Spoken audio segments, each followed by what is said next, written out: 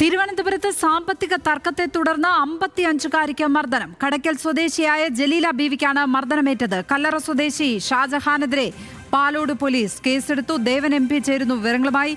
ദേവൻ, എപ്പോഴാണ് ഈ ആക്രമണം നടന്നത്? വിവരങ്ങൾ എന്തൊക്കെയാണ്?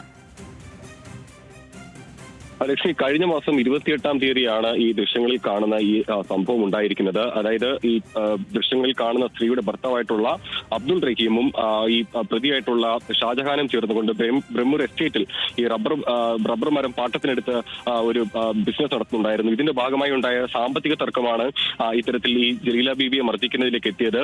ഇതിൽ ഒരു 3.5 കോടി രൂപയുടെ ഇടപാട് നടന്നിട്ടുണ്ടെന്നും അതിൽ ഉണ്ടായ തർക്കങ്ങളാണ് ഈ ഒരു മർദ്ദനത്തിലേക്ക് നയിച്ചത്. ആദ്യഘട്ടത്തിൽ ഈ കഴിഞ്ഞ മാസം 28-ാം തീയതി ഇവർ എസ്റ്റേറ്റിലേക്ക് എത്തുകയും അവിടെ വെച്ചിട്ട് വാക്കുതർക്കം ഉണ്ടാവുകയും ചെയ്തിട്ടുണ്ടായിരുന്നു. പിന്നീടാണ് ഈ വാക്കുതർക്കം മർദ്ദനത്തിലേക്ക് മാറിയത്. അതിനുശേഷം പരിക്കേറ്റ ജലീല ബീവിയെ ആശുപത്രിയിൽ പ്രവേശിക്കുകയും ചെയ്തു.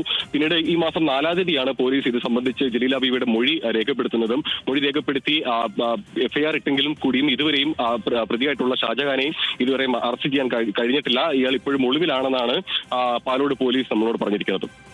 ലക്ഷ്മി, ദൃശ്യങ്ങളാണ് കാണുന്നത്.